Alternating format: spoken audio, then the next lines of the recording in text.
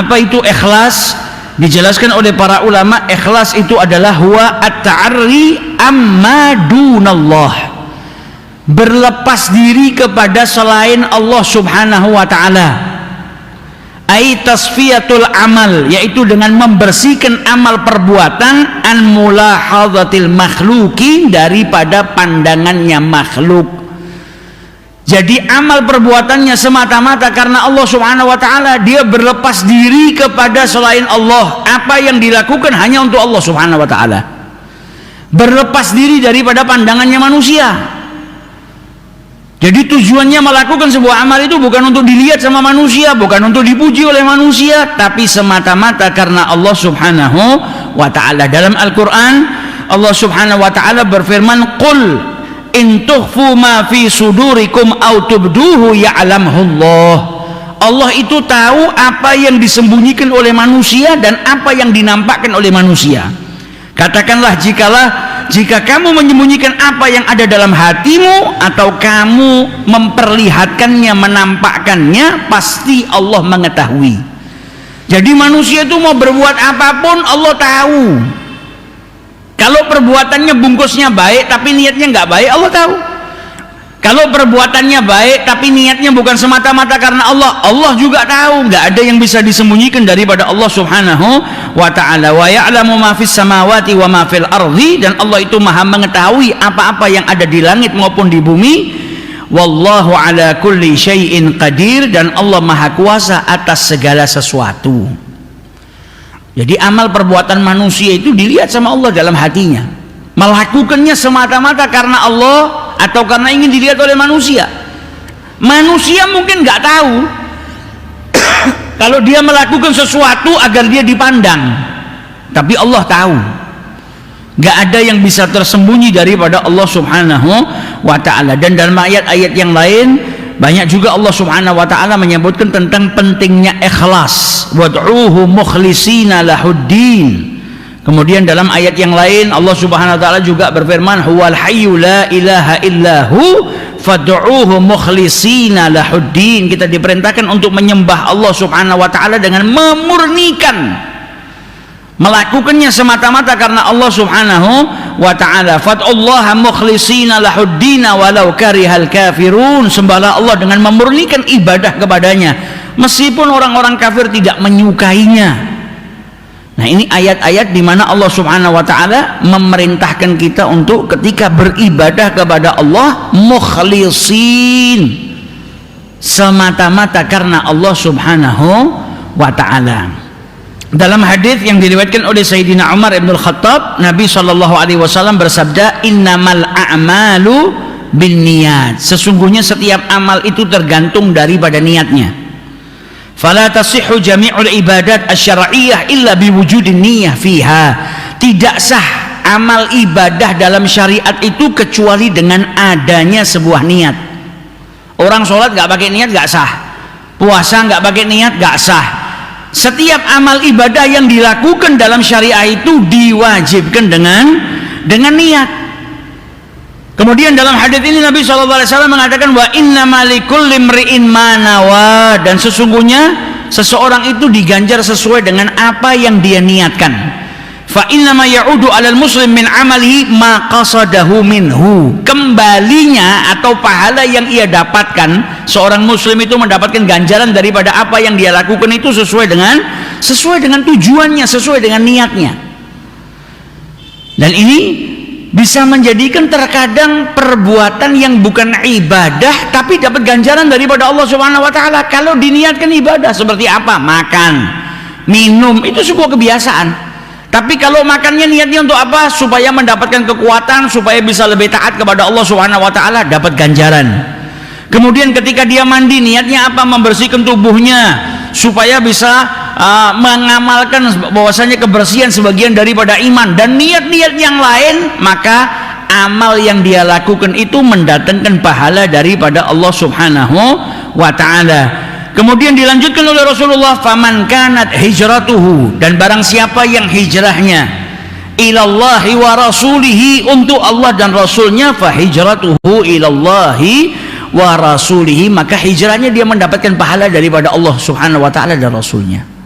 Sebaliknya, kalau hijrahnya karena kepentingan dunia, ila dunya yusibuha, hijrahnya bukan karena Allah, tapi ada perkara-perkara dunia yang dia inginkan. Au imra'ah yanqihuha, atau karena seorang wanita yang hendak dinikahi, maka dia nggak dapat pahala daripada hijrahnya. Yang dia dapatkan apa? Sesuai dengan niatnya. Kalau urusannya hijrahnya karena kepentingan dunia, yang dia dapatkan cuma kepentingan dunianya. Kalau wanita yang dinikahinya ya cuma dapat itu, nggak dapat pahala hijrah yang besar, yang karena Allah Subhanahu wa ta'ala dan Rasulnya. Nah, dalam hadis ini menjelaskan kepada kita pentingnya sebuah niat. Karena kalau kita melakukan sesuatu tanpa niat, kalau itu dalam perkara-perkara syar'iyah, maka nggak dianggap. Karena setiap amal perbuatan itu diwajibkan dia melakukannya dengan niat. Niat itu yang membedakan antara perbuatan biasa dengan amal ibadah. Kemudian kalau niatnya semata-mata karena Allah, ya dia akan mendapatkan keberuntungan, akan mendapatkan kemuliaan yang dijanjikan oleh Allah Subhanahu wa ta'ala. Kemudian dalam hadis yang lain diriwayatkan oleh Ummul Mukminin Sayyidah Aisyah radhiyallahu taala anha, bahwasanya Rasul sallallahu alaihi wasallam bersabda, yaghzu jaisyul Ka'bah. Nabi Muhammad sedang menjelaskan tentang nanti di akhir zaman ada orang yang hendak memerangi Ka'bah. Fa idza kanu bi baida minal ard, ketika mereka sampai di tanah kosong, tanah yang luas, yukhsafu bi awwalihim wa akhirihim. Itu rombongan orang yang mau merusak Ka'bah, mau merangi Ka'bah, mulai dari shaf pertama sampai shaf yang terakhir dibinasakan oleh Allah Subhanahu wa taala. Kemudian Sayyidah Aisyah berkata kepada Rasulullah, ya Rasulullah, kenapa kok dibinasakan semua mulai dari ujung shaf pertama sampai shaf terakhir? Wa fihim aswaquhum, padahal di situ bisa jadi ada orang yang sedang berniaga. Di lokasi itu ada orang yang sedang berjual beli, atau di lokasi tersebut ada orang yang kebetulan ada di situ saat Allah Subhanahu wa taala membinasakan mereka, padahal itu orang bukan daripada golongan rombongan yang mau menghancurkan Ka'bah atau memerangi Ka'bah. Maka dijawab oleh Rasul sallallahu alaihi wasallam, yukhsafu bi awwalihim wa akhirihim, mereka semua dari shaf pertama sampai shaf terakhir dibinasakan oleh Allah. Thumma yub'atsuna ala niyatihim, kemudian mereka kelak akan dibangkitkan oleh Allah sesuai dengan niatnya masing-masing. Kalau yang niatnya ikut rombongan itu ngancurkan Ka'bah, merangi Ka'bah, ya mereka binasa. Niatnya buruk, maka mendapatkan imbalan daripada keburukannya. Kalau yang ternyata di situ niatnya nggak seperti itu, mungkin dia orang yang sedang di pasar berjual beli atau kebetulan berada di situ, maka dia diselamatkan oleh Allah sesuai dengan niatnya. Dan ini menunjukkan juga kalau Ka'bah di Mekah, Al-Makkah, kemudian Madinah, itu dua kota yang dimuliakan oleh Allah Subhanahu wa taala, dijaga sama Allah. Ada yang mau merusak, dibinasakan sama Allah taala, diberikan hukuman langsung sama Allah Subhanahu wa taala. Dan dalam hadis ini juga menunjukkan pentingnya sebuah niat. Pentingnya sebuah niat seseorang. Kalau dia niatnya buruk, ya dia akan digolongkan dengan orang-orang tersebut. Tapi kalau niatnya baik, tidak, ketika dia dibangkitkan niatnya baik, ternyata bukan seperti orang-orang yang lain, maka dia akan diselamatkan oleh Allah Subhanahu wa ta'ala. Dan dalam hadis yang lain Rasul sallallahu alaihi wasallam bersabda ketika Fathul Makkah, jadi tahun ke-8 setelah hijrahnya Nabi Muhammad, ketika Nabi Muhammad diberikan oleh Allah kemenangan di kota Makkah, Fathul Makkah, Nabi Muhammad berkata apa? La hijrata ba'dal fathi. Setelah Fathul Makkah ini nggak ada hijrah lagi. Walakin jihadun wa niyah. Akan tetapi yang ada adalah jihad, berjuang di jalan Allah, dan juga niat yang salehah. Wa idastunfirtum fanfiru. Dan kelak nanti setelah ini kalau sampai seorang pemimpin menyerukan untuk memerangi orang-orang yang memusuhi agamanya Allah Subhanahu wa taala, memang diwajibkan untuk berjihad, maka mereka diperintahkan oleh Rasul sallallahu alaihi wasallam untuk berperang di jalan Allah Subhanahu wa taala. Nah, dulu para sahabatnya Nabi ketika di Mekah, mereka wajib untuk berhijrah ke Madinah. Karena apa? Karena banyaknya gangguan yang dilakukan oleh orang-orang musyrik. Dan hijrah ini pahalanya besar. Orang-orang yang berhijrah di masanya Rasul sallallahu alaihi wasallam, mereka menunjukkan kecintaannya kepada Allah. ketika diperintahkan hijrah mereka ninggalkan rumahnya, ninggalkan kerabatnya, ninggalkan kampung halamannya. Ini pengorbanan yang besar. Jadi pahalanya hijrah juga luar biasa. Nah, dalam hadits ini Nabi SAW menjelaskan kepada kita, setelah Fathul Makkah ini tidak ada lagi hijrah, tapi adanya apa? Jihadun wa niyah. Jadi kedua amalan ini kau bisa melakukan dan dapatkan pahalanya hijrah. Pahala yang besar daripada berhijrah tadi bisa kau dapatkan dengan apa? Niyah yang salehah. Ketika niat yang baik tersebut ada dalam diri seseorang. Nah, ini sebagian daripada hadis-hadis Rasul sallallahu alaihi wasallam yang menjelaskan kepada kita pentingnya niat baik. Pentingnya menata sebuah niat sebelum kita melakukan perkara-perkara atau amal-amal yang kita lakukan. Diriwayatkan oleh Abi Hurairah radhiyallahu taala anhu, "Innallaha la yanzuru ila ajsamikum." Allah itu enggak melihat kepada tubuh kalian. Wala ila suwarikum, dan juga tidak melihat dengan sesuatu lahiriah yang ada pada diri kalian yang nampak, surah casingnya. Walakin yanzuru ila qulubikum, tapi yang dilihat sama Allah itu adalah hati kalian. Allah enggak ngelihat kepada tubuh manusia. Hal hiya kabirah au saghirah, mau itu orangnya tubuhnya besar atau tubuhnya kecil, atau dia itu orang yang sehat atau ada cacatnya, sakit. Dan Allah Subhanahu wa taala tidak melihat kepada casingnya manusia, apakah dia cantik atau buruk rupanya. Bukan itu yang dilihat oleh Allah Subhanahu wa taala. Enggak melihat kepada nasabnya manusia, apakah dia punya garis keturunan yang mulia atau tidak. Wala yanzuru ilal amwal, apakah dia orang kaya atau orang miskin. Semua itu nggak dipandang sama Allah Subhanahu wa taala. Yang nampak, yang zahir, casing, itu bukan pusat perhatiannya Allah. Pusat perhatiannya Allah apa? Hatinya manusia. Mau dia mukanya jelek sekalipun, kalau hatinya baik, itu yang menjadikan orang tersebut dicintai oleh Allah Subhanahu wa taala. Inna akramakum indallahi atqakum, yang paling mulia di antara kalian adalah yang paling bertakwa kepada Allah, bukan yang paling kaya, bukan yang paling ganteng, bukan yang paling cantik, bukan yang paling bersih. Bersihkan tubuh bagus, Nabi Muhammad orang yang paling bersih. Kalau kita baca syama'ilnya Nabi, kita akan dapati berapa banyak orang yang meriwayatkan ketika berjumpa dengan Nabi Muhammad, apa komentarnya? Saya nggak pernah ngelihat manusia yang indah melebihi daripada dirinya. Saya nggak pernah ngelihat orang yang bersihnya sebersih dirinya. Nabi Muhammad bersih, rapi. Tapi kita jangan sampai terlalu sibuk merawat yang zahir sampai melupakan yang batin. Kita itu terkadang lebih mementingkan pusat perhatian manusia ketimbang pusat perhatiannya Allah Subhanahu wa taala. Kalau mau keluar pakai pakaian harus rapi. Kalau mau keluar pakai wewangian. Nggak mau kalau bajunya lusuh atau lecek, disetrika terlebih dahulu. Jadi yang diperhatikan manusia kita nomor satukan, tapi hati kita nggak pernah kita toto. Bagaimana leceknya hati kita, bagaimana kotornya hati kita, padahal itu pusat perhatiannya Allah Subhanahu wa taala. Terkadang manusia terlalu sibuk menghias yang zahir tapi melalaikan yang batin. Padahal yang dipandang oleh Allah Subhanahu wa taala apa? Walakin yanzuru ila qulubikum, yang dilihat sama Allah adalah hati kalian, hatinya manusia. Kalau hatinya baik, yaitu akan mengangkat derajatnya. Dia akan menjadi kekasihnya Allah. Dia akan menjadi orang-orang yang dicintai oleh Allah Subhanahu wa taala. Maka bagus perbaiki yang zahir, itu bagus. Tapi jangan lupa juga memperbaiki yang batin. Menghias tubuh kita yang zahir bagus. Tapi jangan lupa juga untuk apa? Menghias batin kita, hati kita. Kalau hati kita kotor, cucinya dengan apa? Beristighfar kepada Allah. Cucinya dengan apa? Datang ke majelis-majelis yang ingatkan kita kepada Allah Subhanahu wa taala. Kalau hati kita sakit, jangan didiamkan. Kalau didiamkan nanti komplikasi, tambah sakit, tambah sakit, tambah sakit. Tapi pergi ke musyafa, pergi ke rumah sakit. Rumah sakitnya hati apa? Ya majelis-majelis seperti ini. Ke masjidnya Allah, mendengarkan nasihat-nasihat yang bisa menggugah hati kita.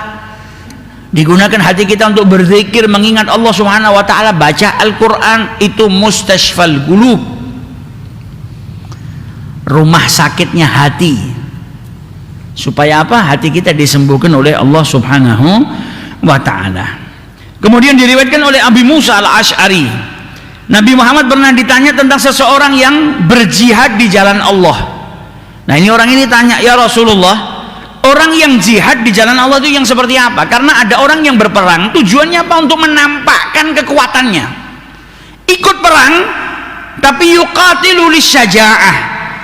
Dia itu di dalam peperangan tujuannya apa? Menunjukkan kekuatan dirinya. Ada lagi yang tujuannya riya, ingin dipandang sama orang. Oh, orang ini ikut perang sama Rasulullah, orang ini ikut perang untuk membela agamanya Allah Ta'ala. Jadi tujuannya bukan semata-mata karena Allah, tapi ria'an nas, supaya dipandang sama manusia. Maka dijelaskan oleh Rasulullah, man qatala litakuna kalimatullahiyal ulya, yang disebut dengan orang yang fisabilillah, berjuang di jalan Allah, adalah yang berperang untuk apa? Mengangkat namanya Allah Subhanahu wa ta'ala, mengangkat kalimatullah, untuk mengagungkan Allah, syariatnya Allah Subhanahu wa ta'ala. Berjuangnya karena Allah, bukan karena ingin dipandang manusia, bukan karena untuk menunjukkan kekuatannya, tapi semata-mata karena Allah, untuk mengagungkan Allah Subhanahu wa ta'ala. Ini orang-orang yang berjuang di jalan Allah Subhanahu wa ta'ala. Jadi penting ikhlas itu. Karena Rasulullah SAW juga menjelaskan kepada kita, amal perbuatan manusia itu yang diterima sama Allah, yang dilakukan secara ikhlas, semata-mata karena Allah, bukan karena manusia. Melakukannya semata-mata karena Allah Subhanahu wa ta'ala. Dan orang yang melakukan perbuatan dengan ikhlas, apa kata Amirul Mukminin Sayyidina Umar ibn al-Khattab, man khalasat niyatuhu kafahu Allah ta'ala ma bainahu wa bainan nas. Kebutuhannya dia itu dicukupin sama Allah Subhanahu wa ta'ala. Kalau apa? Ikhlas. Niatnya ikhlas, niatnya semata-mata karena Allah Subhanahu wa ta'ala, urusanmu dicukupi sama Allah Subhanahu wa ta'ala. Kemudian dikatakan oleh Ya'qub al-Makfuf, al-mukhlisu man yaktumu hasanatihi kama yaktumu sayyiatihi. Orang yang ikhlas itu adalah orang yang menutup kebaikannya sebagaimana dia menutup keburukannya. Jadi kalau kita mau tahu definisi ikhlas itu apa, definisinya ikhlas itu adalah orang yang ketika berbuat baik, dia tutup kebaikannya, nggak dia pamerkan ke orang, tapi dia menutup perbuatan baiknya sebagaimana dia menutup perbuatan buruknya. Kita itu kalau punya keburukan, perbuatan buruk yang tidak baik, kan malu keburukan kita diketahui sama orang lain, makanya kita tutup, jadi rahasia supaya orang nggak tahu. Nah, orang yang ikhlas itu menutup kebaikannya sebagaimana dia menutup keburukannya, nggak mau orang lain tahu.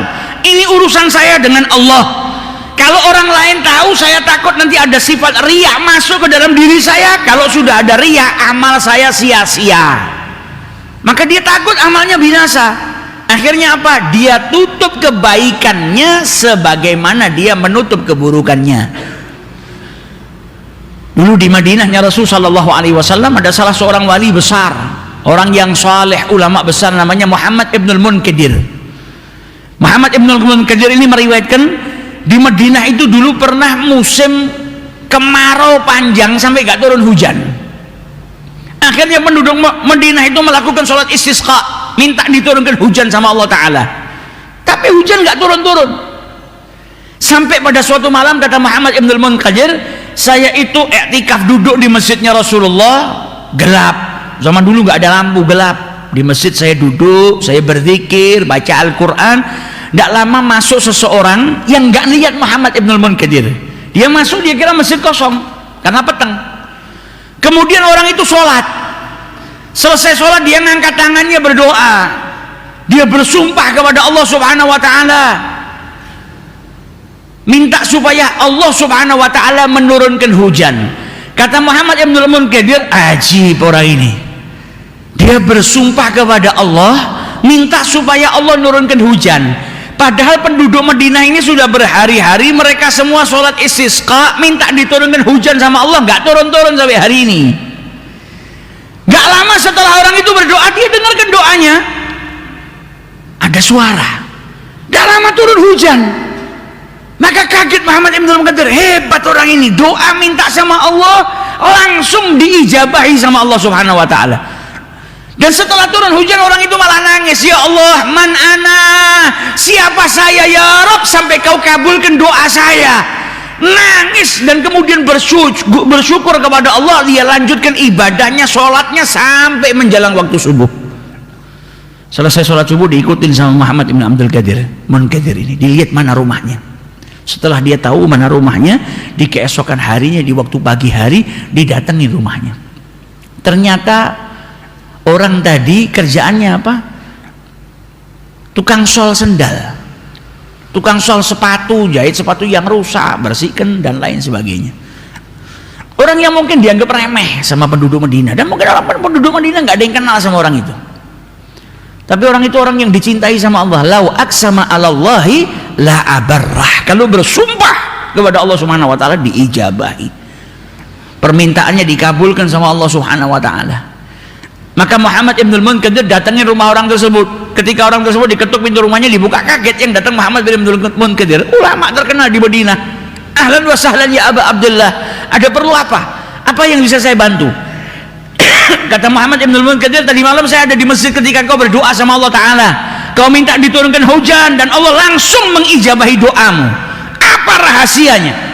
Maka kata Muhammad Ibnul Munkadir, ketika saya tanya seperti itu, saya kasih tahu kalau saya tahu doanya, kalau Allah Subhanahu wa taala mengijabahi doanya, wajahnya langsung berubah, marah. Saya ditinggal. Keesokan harinya saya datangi rumahnya, dia nggak ada. Hari berikutnya saya datang lagi ke rumahnya, dia nggak ada. Hari berikutnya saya datengin, saya dapetin ada seorang wanita tua duduk dekat rumahnya. Maka wanita tua tadi berkata kepada saya, ya Muhammad Ibnul Munkadir, apa yang kau lakukan sama orang yang punya rumah ini? Setelah berjumpa dengan dirimu, dia bawa semua barang-barangnya, dia tinggalkan Madinah. Karena apa? Gak mau diketahui kebaikannya. Yaktumu hasanatihi kama yaktumu sayyiatihi. Tidak seperti orang zaman sekarang ya, kalau ada perbuatan baik disombongkan. Apalagi kalau sampai dia minta sama Allah, hujannya turun, pamer, ini hujan turun karena doa saya. Tapi mereka orang-orang yang soleh malah takut amal perbuatannya diketahui sama orang lain. Sampai dia tinggalkan Madinah, tidak mau orang tahu derajatnya, nggak mau orang tahu kedudukannya.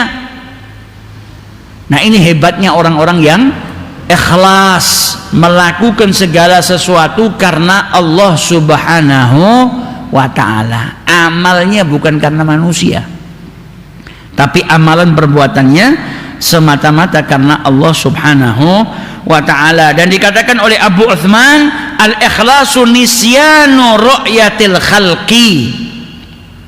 Yang namanya ikhlas itu melupakan pandangan makhluk, pandangan manusia.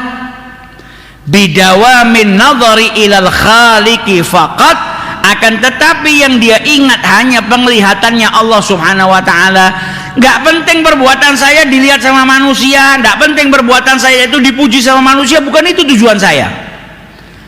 Yang saya lakukan supaya apa? Saya dipandang sama Allah Ta'ala. Yang saya lakukan semata-mata karena Allah Subhanahu wa ta'ala, bukan karena manusia, bukan karena makhluk, tapi karena Allah semata.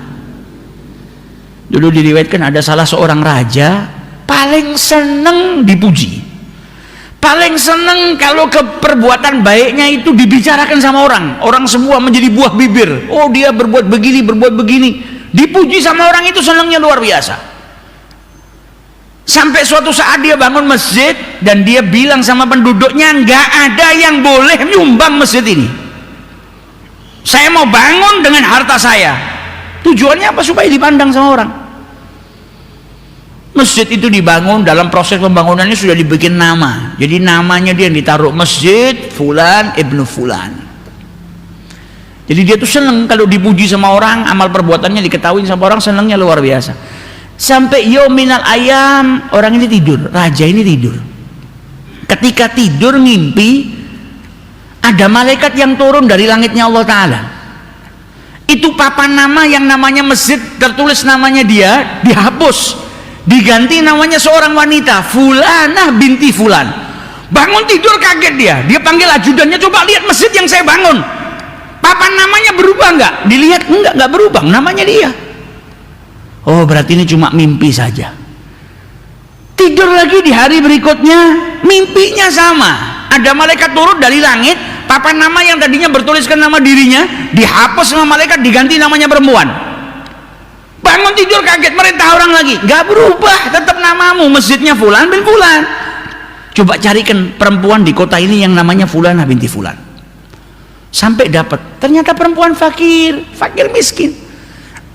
Ketika dihadapkan sama raja ini ditanya, kau kan sudah tahu kalau saya itu nggak mau masjid ini ada yang nyumbang selain saya mau bangun dengan harta saya, kok kau sumbang? Sampai saya mimpi nama saya itu dihapus sama malaikat, digantikan namamu. Kata wanita tadi, nyumbang dari mana? Wong saya ngasih makan anak-anak saya saja nggak mampu, apalagi nyumbang masjid. Kemudian kata rajanya, terus gimana ceritanya kok saya ini bisa mimpi seperti ini? Nggak mungkin nggak ada sesuatu yang kau lakukan. Dia bilang, ada yang saya lakukan. Ketika saya lewat masjid yang kau bangun ini, saat pembangunan, saya lihat ada kuda yang bawa bahan bangunan, bawa batu, bawa bahan bangunan. Itu kuda kemudian diikat di sebuah tiang, dan kuda itu kepanasan, kehausan, tapi ember tempat air minum kuda itu berada jauh, jadi kuda itu nggak bisa minum karena dia diikat, nggak bisa ke tempat air tadi. Maka aku dekatkan air tadi tak saya ambil, saya dekatkan ke kuda supaya kuda tadi yang ngangkatin bahan baku bangunan tadi bisa minum. Kata rajanya, gara-gara ini kau memindahkan air tadi, kau melakukannya semata-mata karena Allah subhanahu wa ta'ala, maka amalmu diterima sama Allah. Dan saya bangun masjid ini bukan karena Allah, tapi karena ingin dipuji sama orang, dibilang saya punya masjid, saya yang bangun masjid ini, maka amal saya nggak diterima sama Allah subhanahu wa ta'ala. Ini justru sampai amal yang ringan tadi menjadikan wanita tersebut sampai dimuliakan seperti itu. Dan justru amalnya dia tadi sampai nyadarkan seorang raja yang tadinya amalnya bukan lillah, akhirnya dia bisa berubah cara pandangnya, menata kembali niatnya, melakukannya semata-mata karena Allah subhanahu wa ta'ala. Kemudian dikatakan oleh salah seorang yang bijak, al ilmu badrun, ilmu itu seperti biji, wal amalu zar'un, dan amal itu sawahnya, ladangnya. Kemudian wal ikhlas itu adalah airnya. Kalau kita punya biji nggak ditanam, apa manfaatnya? Punya ilmu nggak diamalkan, nggak bermanfaat, seperti biji yang nggak ditanam. Tapi kalau punya biji kemudian ditanam, punya ilmu kemudian diamalkan, maka ketika ditanam butuh pengairan supaya apa? Berbuah, ada hasilnya. Nah, pengairannya ini dengan apa? Ikhlas, melakukannya semata-mata karena Allah subhanahu wa ta'ala, itu yang bermanfaat. Kalau punya ilmu kemudian diamalkan, tapi amalnya bukan karena Allah, sia-sia. Mengamalkannya karena untuk dipandang sama manusia, nggak datangkan hasil yang baik. Tapi ketika mengamalkannya dengan ikhlas, maka dia akan mendapatkan hasil yang luar biasa. Ada salah seorang ulama namanya Ibnu Ruslan yang menggubah syair fikih dalam Zubat. Jadi ilmu fikih, ilmu syariat itu digubah jadi syair. Ibnu Ruslan itu menulis kitab Zubat. Diriwayatkan beliau nulisnya di atas kapal. Jadi orang-orang di kapal itu makan, berbahagia, gembira. Ibnu Ruslan di atas kapal nulis. Padahal di kamar kosong sendiri itu bikin syair susah. Apalagi syairnya tentang ilmu-ilmu syariat, hukum. Ini susahnya minta ampun, kalau nggak cerdas yang luar biasa nggak bisa. Ini di atas kapal beliau nulis kitab Zubat. Banyak, bukan cuma 10 bait, 20 bait, tapi banyak. Selesai ditulis, orang-orang itu tahu kalau dia nulis syair yang dalamnya tentang hukum-hukumnya Allah subhanahu wa ta'ala. Maka selesai nulis, di atasnya dikasih batu, diikat batu, bawahnya diikat batu, dilempar ke air, dilempar keluar daripada kapalnya. Orang-orang minta jangan dibuang, sayang ini nggak gampang nulis seperti itu. Apa kata Ibnu Ruslan? Kalau saya melakukannya semata-mata karena Allah, ini ikhlas betul, maka air nggak akan merusak, nggak akan sirna. Amalan yang semata-mata karena Allah subhanahu wa ta'ala itu akan dijaga sama Allah, maka dibuang itu hasil karyanya ke air. Diriwayatkan sampai ditemukan sama salah seorang nelayan, ada nelayan nemukan itu, dibuka isinya syair, dalamnya hukum-hukum Allah, syariat-syariat yang disusun dalam bentuk syair. Karena dia nggak paham, dibawa ke ulama sekitar, dibaca sama ulama tersebut, kaget, loh ini istimewa. Akhirnya apa? Dicetak, disebarluaskan, dibaca sampai hari ini. Nah itu karena apa? Keikhlasannya Ibnu Ruslan. Berbuat sesuatu bukan untuk karena manusia, tapi melakukannya semata-mata karena Allah Subhanahu wa ta'ala. Dan kita hidup di muka bumi ini, ada yang turun dari langit dan ada yang naik dari bumi ke langit. Yang turun dari langit apa? Ya kenikmatan daripada Allah Subhanahu wa ta'ala. Yang naik dari bumi, ya amal perbuatan manusia yang dilaporkan kepada Allah Subhanahu wa ta'ala. Dikatakan oleh para ulama, ajallu ma yanzilu minas sama at-taufiq. Yang paling mulia yang turun dari langitnya Allah Subhanahu wa ta'ala adalah at-taufiq. Taufik dari Allah sehingga engkau bisa beramal soleh. Wa ajallu ma yas'adu minal ardi, dan yang paling mulia yang naik dari muka bumi ini adalah al-ikhlas. Kalau manusia melakukan suatu amalan dengan ikhlas, maka itu sesuatu perkara yang mulia, amalnya diterima oleh Allah Subhanahu wa ta'ala. Dalam surat Al-Qasas ayat 88 Allah Subhanahu wa ta'ala berfirman, kullu syai'in halikun illa wajhah. Segala sesuatu itu semuanya nanti akan binasa, kecuali apa? Illa wajahahu, kecuali wajahnya. Asyara bidzalika ila annal murad biwajhi adzat. Yang dimaksud dengan wajah di sini adalah zatnya Allah. Bumi dan segala seisinya semuanya akan sirna, akan binasa. Yang kekal hanya Allah Subhanahu wa ta'ala. Dalam tafsir As-Sawi disebutkan, wa yasihu annal murada bihi ma'umila li ajlihi subhanahu wa ta'ala fa inna thawabahu baqin. Dan juga sah atau benar bahwasanya maksud juga daripada ayat ini adalah sesuatu yang dilakukan karena Allah Subhanahu wa ta'ala. Karena suatu amal yang dilakukan semata-mata karena Allah Subhanahu wa ta'ala, pahalanya kekal, disimpan sama Allah ta'ala, yang kelak akan diberikan kepada orang yang melakukan amal tersebut. Melakukan sesuatu apa? Karena apa? Karena Allah Subhanahu wa ta'ala. Pahalanya disimpan sama Allah ta'ala. Di saat bumi semuanya binasa nanti hari kiamat, hancur semua, semuanya sirna, amal yang dilakukan karena Allah tetap disimpan sama Allah ta'ala, yang Allah nanti akan berikan kepada orang tersebut, kepada orang yang melakukannya semata-mata karena Allah Subhanahu wa ta'ala. Maka nasihatnya para ulama apa? Kalau melakukan sesuatu itu jangan seperti pedagang. Kalau nggak dapat bayaran nggak berbuat, nggak memberikan barangnya kecuali dibayar. Jangan sampai kita itu hanya mau beribadah kepada Allah Subhanahu wa ta'ala supaya keinginan-keinginan kita dikabulkan sama Allah ta'ala. Kalau tidak dikabulkan, mogok, tidak mau ibadah, jangan. Jadi beribadahlah kita kepada Allah Subhanahu wa ta'ala supaya mendapatkan ridhonya Allah. Karena kalau Allah sudah ridho sama kita, kita dihujani dengan kenikmatan Allah Subhanahu wa ta'ala. Kok cuma permintaan kita yang tidak kita minta akan dikasih sama Allah ta'ala. Jadi jangan ibadah hanya untuk mendapatkan imbalan daripada Allah Subhanahu wa ta'ala. Dan jangan juga beribadah kepada Allah Subhanahu wa ta'ala karena apa? Kalau nggak ibadah nanti masuk neraka, takut dihukum sama Allah ta'ala. Itu bagus, tapi jangan seperti itu terus. Kenapa sholat? Kalau tidak sholat nanti saya masuk neraka. Kenapa sholat? Kalau saya tidak sholat nanti toko saya nggak laris karena saya maksiat. Jangan pada tahapan itu saja. Kau punya rasa takut sama Allah, bagus, tapi jangan di tahapan itu saja.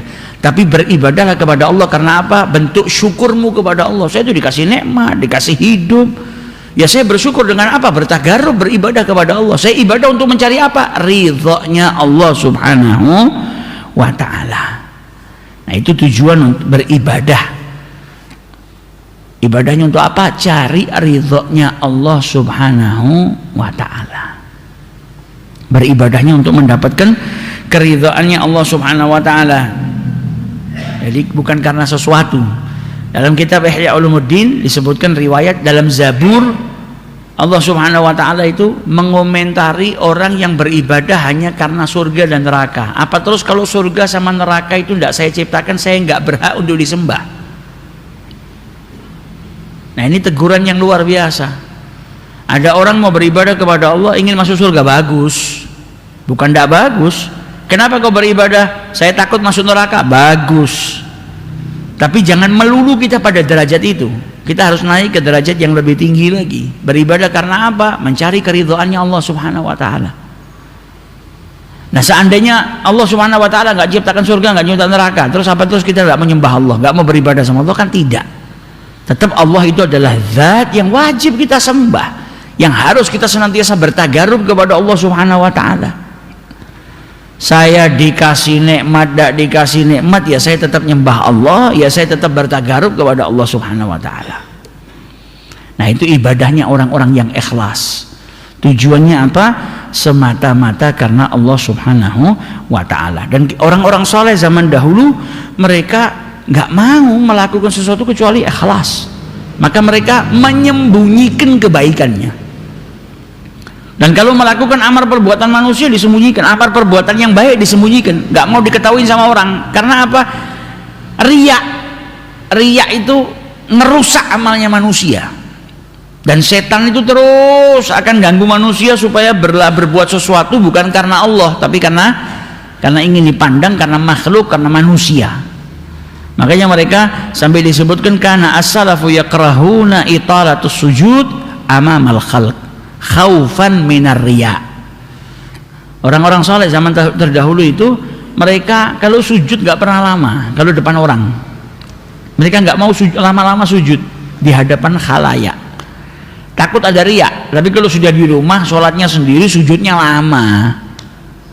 Tapi kalau pas di depan orang, mereka nggak mau, takut amalannya itu nanti kemasukan riya.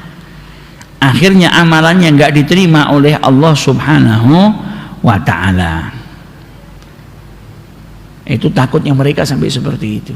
Karena apa? Ikhlas. Melakukan segala sesuatu semata-mata karena Allah Subhanahu wa ta'ala. Dalam Risalatul Mudzakarah karya Imam Abdullah bin Awil Haddad, beliau menasihatkan, kullu amalin la tastati'u an ta'malahu illa haitsu yarakan nas kal hajj wal jihad wa talabul ilm wa salatil jamaah wa ma jara majra dzalik fa 'alaika an taf'alahu zahiran kama amaraka Allah wa jahid nafsaka wasta'in billah. Setiap amal yang tidak bisa kau lakukan kecuali manusia pasti ngelihat. Seperti apa? Seperti haji, seperti jihad fisabilillah, nuntut ilmu, salat jamaah dan yang lain-lainnya. Maka lakukan sebagaimana yang diperintahkan oleh Allah Subhanahu wa ta'ala, tapi berjuang supaya apa? Kau bisa mengalahkan hawa nafsumu kalau nafsumu ngajak kepada riya. Wasta'in billah, dan mintalah pertolongan kepada Allah agar tidak mengamalkannya karena manusia, tapi mengamalkannya semata-mata karena Allah Subhanahu wa ta'ala. Adapun amal yang lain selain yang mau tidak mau manusia bakal lihat. Kita haji ya pasti tetangga kita tahu. Tapi kalau amal-amalan yang lain seperti apa? Puasa, bangun malam, sholat sunnah, sodakoh, tilawatul Quran, zikiran, ini bisa kau sembunyikan. Maka jangan sampai orang lain tahu. Biarkan antara dirimu dengan Allah Subhanahu wa ta'ala saja yang tahu, jangan sampai orang lain tahu. Makanya sebagian salafus saleh itu kalau sholat jamaah di masjid, setelah itu mau sholat sunnahnya di rumah. Sholat sunnahnya di rumah. Lain halnya kalau sholat tahiyatul masjid, kita masuk ke masjid disunahkan tahiyatul masjid, ya mau tidak mau kita ketika tahiyatul masjid dilihat sama orang, lakukan tetap dan minta perlindungan dari Allah Ta'ala. Tapi kalau yang bisa kita sembunyikan, nggak dilihat sama manusia, maka lebih afdol itu kita melakukannya secara sembunyi-sembunyi. Mau sedekah jangan ingin dipandang sama orang, lakukan secara sembunyi-sembunyi. Imam Ali Zainal Abidin sedekahnya di Madinah luar biasa. Kalau orang sudah tidur semua, beliau keluar dari rumahnya bawa gandum, bawa makanan, dipikul sendiri, diletakkan di pintu rumahnya para fuqara wal masakin. Orang Madinah itu nggak pernah tahu siapa yang tiap malam ngirimin makanan ke rumahnya. Tiap kali bangun tidur ada makanan di depan rumahnya. Mereka tahu kapan? Setelah Al-Imam Ali Zainal Abidin meninggal dunia. Jadi setelah beliau meninggal, besok paginya sudah nggak ada lagi, terputus. Baru mereka tahu, oh, ternyata cucunya Nabi Muhammad ini yang tiap malam bantu kita ngirimin makanan ke rumah. Bahkan ketika jenazah beliau dimandikan, dilihat ada memar-memar di pundaknya. Karena apa? Tiap malam ngangkat karung, bawa makanan buat siapa? Para fuqara wal masakin. itu ikhlasnya mereka. Amalannya tidak mau diketahui sama orang. Sebagaimana orang itu nutup keburukannya, kebaikannya pun juga ditutup sebagaimana dia menutup keburukannya. Bahkan dulu ada salah seorang ulama masih hidup, pernah suatu ketika pergi berdakwah, selesai dakwah dijamu makan, nangis beliau. Lah orang di sekelilingnya heran, ini selesai dakwah, selesai pengajian dijamu makan kok nangis. Ditanya kenapa, kok antum kok nangis, kenapa? Dia bilang dulu Rasulullah ketika berdakwah dijamu dengan apa? Cacian, makian, dilemparin batu, disakiti. Dan kita hari ini ketika berdakwah disambut dengan apa? Disambut dengan makanan yang lezat-lezat. Mikirkan bagaimana dakwahnya Rasul sallallahu alaihi wasallam. Dulu Nabi Muhammad di Mekah ketika ngajak orang sholat dicaci, dimaki, dipukulin, dicekek. Ketika pergi ke Taif ngajak orang Taif beriman kepada Allah, ngajak mereka masuk surga, justru malah disakitin. Tapi hari ini kita sudah mendapatkan kenikmatan, kita ngajak orang baik, selesai ngajak orang baik justru kita dijamu makan. Nah ini juga menunjukkan kalau orang yang tidak ikhlas gak akan berpikir seperti itu. Tapi orang yang ikhlas, hatinya selalu terkoneksi kepada Allah Subhanahu wa ta'ala. Dan daripada doanya Rasul sallallahu alaihi wasallam, Allahumma ja'al sarirati khairan min alaniyati. Ya Allah, jadikanlah batinku itu lebih mulia, lebih baik daripada yang zahir. Waj'al alaniyati salihah, dan jadikan yang nampak, yang zahir dari diriku ini juga baik. Itu doanya Nabi Muhammad. Batinnya minta lebih baik daripada zahirnya, zahirnya juga dijadikan baik. Jadi batin ini penting karena itu menjadi pusat perhatian atau pusat pandangannya Allah Subhanahu wa ta'ala. Sayyidina Ali bin Abi Thalib ketika menjatuhkan lawannya di medan peperangan, lawan sudah jatuh, tinggal ditebas lehernya, diludahin sama musuhnya, gak jadi ditebas. Ketika ditanya kenapa, itu musuh sudah dijatuh, kau sudah megang kendali, kenapa malah kau tinggal? Dia bilang ketika saya menjatuhkan pertama, jatuhkannya karena Allah, saya merangin dia karena Allah, bukan karena diri saya. Saya melakukan karena Allah di medan peperangan ini, semuanya saya lakukan karena Allah. Tapi ketika dia ngeludahin saya, ada amarah, dan saya nggak melakukan sesuatu karena nafsu saya atau karena ngikutin hawa nafsu saya, tapi saya mau melakukan segala sesuatu karena Allah Subhanahu wa ta'ala. Wah, ini hebatnya, sampai di medan peperangan pun masih bisa ikhlas, bisa jaga hatinya, nggak melakukan sesuatu karena manusia atau karena amarahnya, karena nafsunya, tapi melakukan sesuatu karena Allah Subhanahu wa ta'ala. Ini pentingnya ikhlas. Salah seorang ulama namanya Dawud At-Ta'i radhiyallahu taala anhu diriwayatkan sama arba'ina sanatan la ya'lamu bihi ahluhu. Puasa 40 tahun. Dawud At-Ta'i ini puasa 40 tahun, keluarganya nggak tahu kalau dia puasa. Nyembunyikan kebaikannya sampai kepada keluarganya nggak tahu kalau dia puasa. Kok bisa? Ya bisa saja, mungkin jam 7 pagi dia keluar dari rumah, dia bilang kerja sama keluarganya, kembali ba'dal maghrib, nggak tahu. Saking takutnya riya, nggak mau amal perbuatannya itu hilang sia-sia, maka sampai keluarganya pun tidak tahu, padahal dia berpuasa 40 tahun. Sama arba'ina sanatan. Karena apa? Ikhlas. Dan Imam Syafi'i kita lihat keikhlasannya. Idza sahal hadits fahuwa madhhabi.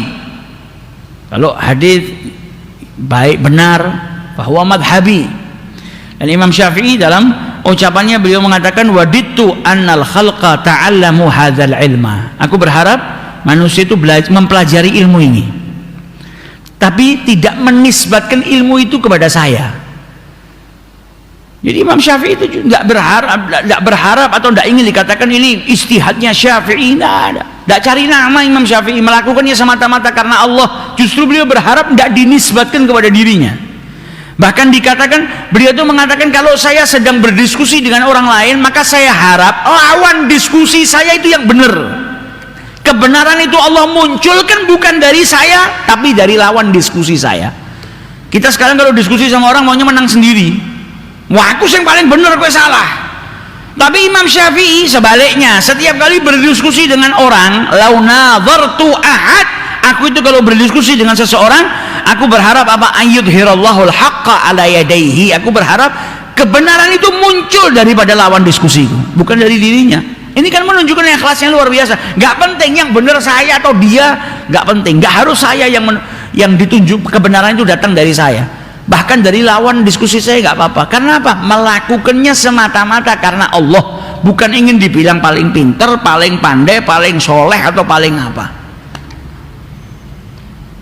Karena amal perbuatannya semata-mata karena Allah Subhanahu wa ta'ala, bukan karena manusia, tapi melakukannya karena Allah Subhanahu wa ta'ala. Dulu ada orang datang ke Basrah, sampai di kota Basrah, orang ini tanya sama penduduk Basrah, man sayyidukum, siapa pemimpin kalian, orang yang paling utama di antara kalian, yang paling menonjol. Maka dijawab sama penduduk Basrah, Al-Hasan, yaitu Imam Hasan Al-Basri. Ditanya, bima sadakum, kok bisa dia itu yang ditonjolkan, dijadikan pemimpin, dia itu orangnya seperti apa? Maka dijawab oleh penduduk Basrah, ihtajan nasu ila ilmihi, penduduk sini butuh kepada ilmunya, wastaghna huwa an dunyahum, tapi Imam Hasan Al-Basri enggak berharap dari dunia mereka. Orang-orang Basrah ngaji sama beliau, Imam Hasan Al-Basri enggak butuh dengan uangnya atau hartanya orang-orang Basrah, enggak minta imbalan dan enggak melakukannya supaya apa, dibantu atau dikasih duit atau dikasih harta, enggak. Makanya dia jadi orang yang menonjol, orang yang kita tuakan, orang yang kita tokohkan. Karena orang Basrah butuh dengan ilmunya dan dia nggak butuh dengan dunianya orang-orang Basrah. Karena apa? Ikhlas, melakukannya semata-mata karena Allah Subhanahu wa ta'ala. Imam Nawawi rahimahullah ta'ala, beliau mengatakan wa minad dalail as-sariha ala riya'il alimi, seorang alim itu nampak jelas bukti riya, melakukan sesuatu karena makhluk bukan karena Allah, itu apa? Kalau merasa terganggu dan tersakiti kalau sampai ada santrinya ngaji sama orang alim lain, tidak seneng, berarti perbuatannya riya. Karena dia melakukannya semata-mata karena Allah. Yang ngaji sama siapa aja silahkan, yang penting orang itu dapat manfaat. Tapi kalau ada santrinya, pengikutnya, tiba-tiba ngaji di tempat lain, dia merasa nggak seneng, tersakiti, merasa terganggu, berarti perbuatannya bukan karena Allah. Perbuatannya ingin dipandang sama manusia, perbuatannya ingin dapat kedudukan dan lain sebagainya daripada niat-niatnya. Dikatakan dalam kitab Tuhfatul Ahbab, yang keluar dari hati sampai ke hati. Wa ma kharaja minal lisan, tapi yang cuma keluarnya dari lisan, la yujawizul adzan, enggak lebih daripada telinga. Istilah katanya masuk telinga kanan, keluar telinga kiri. Tapi orang yang menyampaikan sesuatu dari hati, masuk ke hatinya orang yang dengarkan. Tapi kalau nggak dari hati, cuma dari lisan, ya nggak ngelewatin lebih daripada telinga, cuma masuk telinga kanan, keluar telinga kiri. Makanya ketika ditanya, ada salah seorang ulama ditanya, kenapa ulama-ulama zaman dahulu itu nasihatnya, wejangannya itu bisa betul-betul merubah manusia, ada bekasnya, asar yang gawi yang luar biasa, nggak seperti orang-orang yang di zaman sekarang. Maka kata ulama tadi, ulama zaman dahulu mereka itu orang-orang yang terjaga, tidak tidur, mereka orang-orang yang terjaga, dan orang awamnya orang-orang yang tidur. Maka sebagai orang yang terjaga, tidak tidur, banguni orang-orang yang tidur. Nah kalau zaman sekarang, maka dikatakan nggak semua, ya, kita nggak bisa menyatakan semua ulama. Jadi ada orang-orang yang disebut ulama tapi mereka seperti orang-orang yang tidur, dan orang awamnya seperti mayit. Orang yang tidur nggak bisa gugah wong mati. Makanya apa nasihatnya yang nggak ngeresep, nggak nyampe. Tapi ulama zaman dahulu luar biasa. Dan kita kadang ngerasakan, ya, mungkin kita dengarkan orang yang ikhlas luar biasa ketika memberikan wejangan kepada kita keluar daripada hatinya. Mungkin itu kita dengar 10 tahun yang lalu tapi masih nyantol di diri kita, dan mungkin itu yang menjadi yang merubah diri kita. Karena apa? Disampaikannya secara ikhlas, maka sampai ke hati manusia. Nah ini pentingnya melakukan segala sesuatu ikhlas semata-mata karena Allah Subhanahu wa ta'ala. Saya pernah dengar dari Habib Umar bin Muhammad bin Salim bin Hafid, dulu ada orang soleh, kebiasaannya bangun malam. Setiap bangun malam dia tahajud, selesai tahajud ngaji Quran. Nah di desanya dia itu kalau di waktu sepertiga terakhir malam, ada orang yang keliling kampung bangunin rumah-rumahnya orang, ingatkan ini loh, waktu sepertiga sudah mau habis, jangan sampai kau bangunnya subuh, karena ini waktunya istighfar, waktunya minta hajat sama Allah Ta'ala. Nah itu ada orang yang ronda kerjaannya bangunin orang supaya tahajud. Ketika lewat di rumahnya orang soleh ini, ya dibangun, dipanggil namanya, fulan, fulan, bangun, bangun, sudah pagi. Nah orang soleh ini dia tidak terlambat, dia bangun, dia mesti ngaji Quran, baca surat Toha. Maka akhirnya dia baca 2 ayat dengan suara yang keras. Tujuannya supaya yang bangun itu tahu ini saya sudah bangun, sudah ngaji, supaya terus pergi. Jadi tadinya dia baca pelan, ada 2 ayat dibaca dengan suaranya keras, tujuannya supaya ngasih tahu saya sudah bangun. Selesai baca surat Toha, dia tidur, ketiduran. Dalam tidurnya dia mimpi ketemu malaikat. Malaikat itu bawa lembaran catatan amalnya, pahalanya surat Toha yang dia baca. Dari mulai ayat 1, ayat 2, ayat 3 sampai akhir surat. Setiap ayat yang dia baca ada cahayanya, kemudian ada pahalanya. Kecuali 2 ayat, ada 2 ayat redup, nggak ada cahayanya, nggak ada pahalanya. Protes orang ini, loh, ini 2 ayat di mana?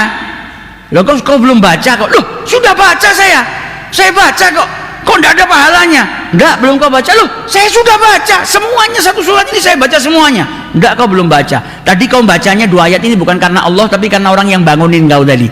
Maka minta imbalannya sama orang yang ronda tadi, yang bangunin kau. Kau bacanya neriakkan suaranya. Loh, saya niatnya bukan karena itu, bukan karena untuk pamer saya ngaji. Maka dalam mimpinya malaikat bilang, sudah bangun, sekarang baca lagi ayat yang 2 tadi, baca semata-mata karena Allah Subhanahu wa taala. Mimpi ini mimpi, tapi mimpinya memberikan inspirasi kepada kita.